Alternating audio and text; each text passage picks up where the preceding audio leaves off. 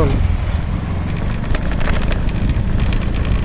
రగడకోట నగర్ ఏరియాలో ఈ video canal దగ్గర రగడకోట నగర్ దగ్గర వీడియో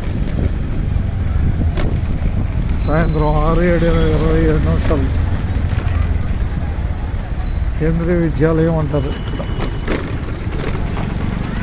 కేంద్రీయ విద్యాలయం